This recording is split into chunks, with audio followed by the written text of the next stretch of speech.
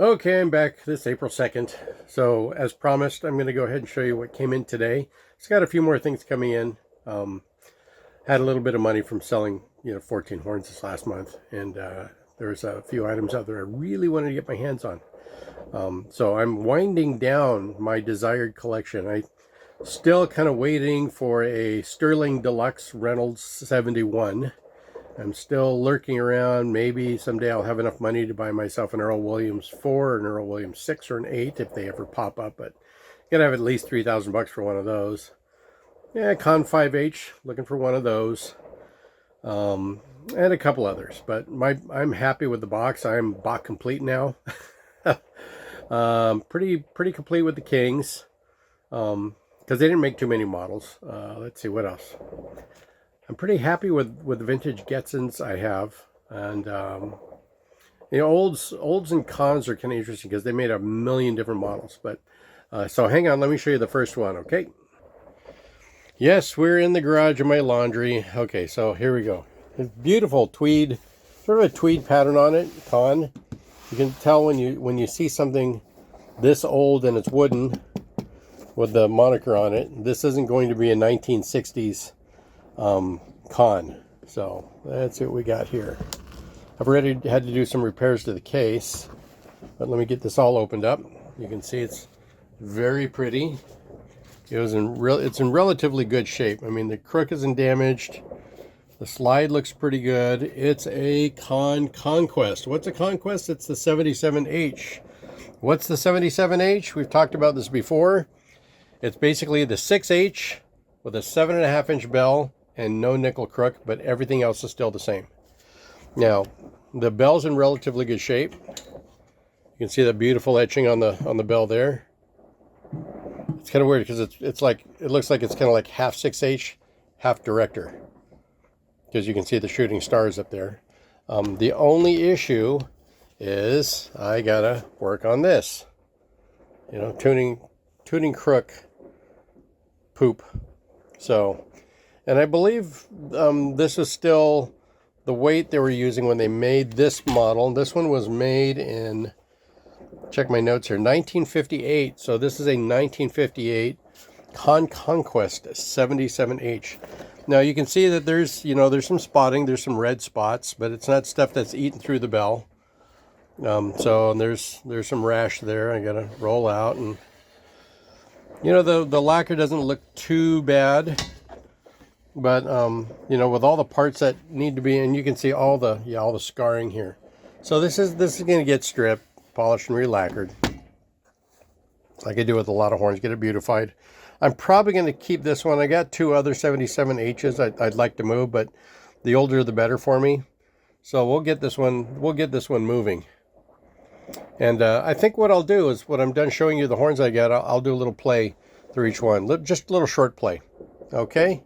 But yeah, the 77H, a lot of individuals I've spoken to who own these, and when I say a lot, I'm talking about 3 or 4.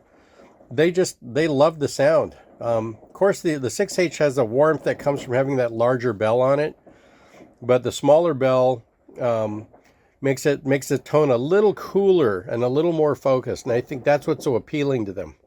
So, okay, so 1958 Conn 77H, and wait for the next one. Okay, so this next horn came to me in this vintage wood Bundy case. I didn't know Bundy made cases this nice. But yeah, so let's open it. It kind of reminds me of a King, like a Cleveland case. But here we go. Let's take some of the styrofoam, the bubble wrap out of here. And what do we have here? Does it look like anything you recognize just by looking at it? It's old. Okay, it's got some dings up here. All right, now the hand brace may be a giveaway. Now, except for this part here, which is obviously a Holton slide lock, the rest of it smacks of olds. Some of the Reynolds look quite like this too, but you can see it's still crusty. I haven't cleaned it yet. I'll give it a chemical bath. Slide crook looks okay. I don't know why these things get bent like that. That's just not the right angle to bend. I mean, it's look at that. Anyway, I'll either attempt to straighten it out and not break it, or I'll just replace it with something I have. But yeah, no, it's in good shape. It's actually in pretty good shape. So let's look at the bell. What does the bell tell us?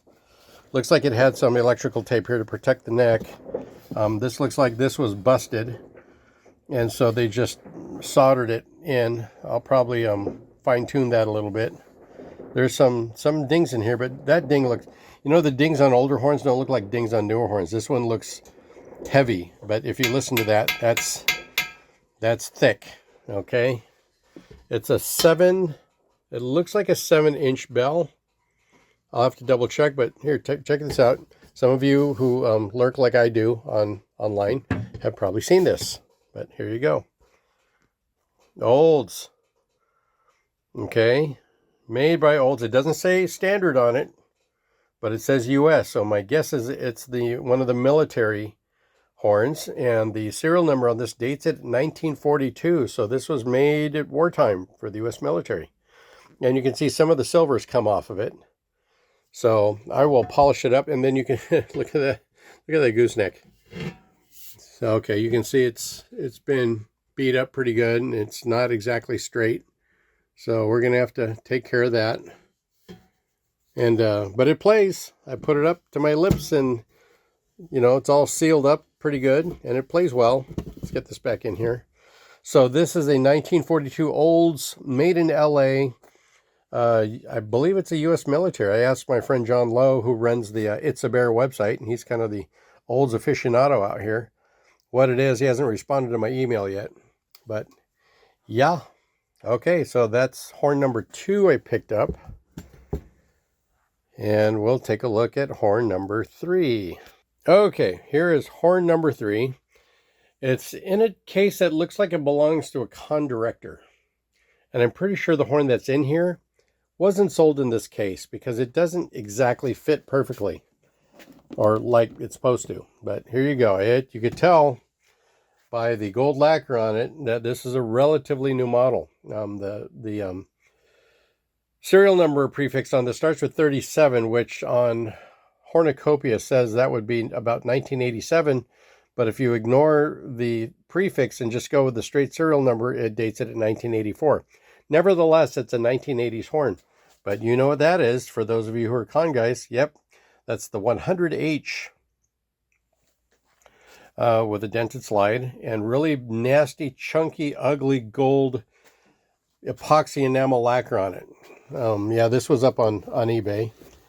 And this is not good, because to make this slide relatively light, and it's kind of light. I mean, the outer slide isn't a 6.5 ounce, which is really light. It's 7.3. It's 7.3 ounces, which is still, you know, below standard 8-ounce weight, but a little heavier than the super lightweight ones. And it has a removable lead pipe, even though I can't remove this. It's stuck, so I may have to deal with that, and I'm going to have to dig through my parts and find another one of these braces. But it's hollow, and you can see that somebody may have tried to adjust the slide and just twisted it. You know, might have been out of yaw instead of heating it up and adjusting it properly. But yeah, the weird thing about this horn is it doesn't say 100H anywhere on the horn. It's not on the outer tubes. It's not on either of these cork barrels, and it's not on the receiver, and it's not on the bell. The only thing it says on the bell here is, I don't know if you can read that, Conn Ltd, CG Conn Ltd, so Conn Limited. But yeah, it doesn't say the model number. The serial's down here on the receiver, but yep. But we all know it's 100H because we all know what these braces are. Now, this was caved in already. I had already pushed this back out and burnished it about as good as I can without owning a dent machine. And once again, if anybody out there who wants to sponsor me and buy me a dent machine, that'd be great. But yeah, I did this by hand. So I used the dent roller, and then I put it on the mandrel, and I used another dent roller, and then I put it in there and I lubed it up, and I took my hand burnisher and I burnished it as flat as I could get it. But there's still some creases in there, and I'm not gonna I'm not going to sand this down to get it smooth. That's just not happening. But yeah, and then you can see there's a crease in the bell up here and a few other things. I mean, I didn't get everything out. I got the major stuff out. The gooseneck is relatively straight, but you can see again, the nickel was smothered by the Earl Scheib paint job done by Conn Selmer. And so I'm going to expose all the nickel that's hiding under here by stripping all this down. I'll expose the nickel crook that was also covered up. Being that this is a lighter weight slide, there are no nickel sleeves up here. And this is a slightly lighter weight brace that they put on this, which is what keeps this at about 7.3 ounces. But yeah, 8-inch bell. I honestly have to do some research. I don't know the differences between this and a 6H, except for the fancy braces here and the lighter weight slide. Because when I play it, it's warm. It's warm like a 6H. It slides a little bit lighter than a 6H, but then again, the 5H is really just a 6H with a lightweight slide. I don't know why they didn't call it a 6H LT, you know, but so I'm not sure. I know Minnick made the original modification to this horn with a lightweight slide and the interchangeable lead pipes. That's the other thing that the 6H doesn't have. It doesn't have interchangeable lead pipes. It's supposed to come with 3. This came with 1. So I may do some research and see if Conn Selmer or Allied still sells lead pipes for this. But yeah, that's where it's at. The crook's okay. It's not damaged. The water key's not all S-curved like the olds.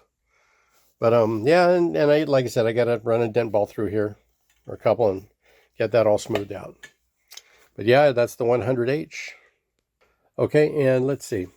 There was probably another horn or two that I didn't showcase when I got them in. Like I pulled in, let's see, let's go over here.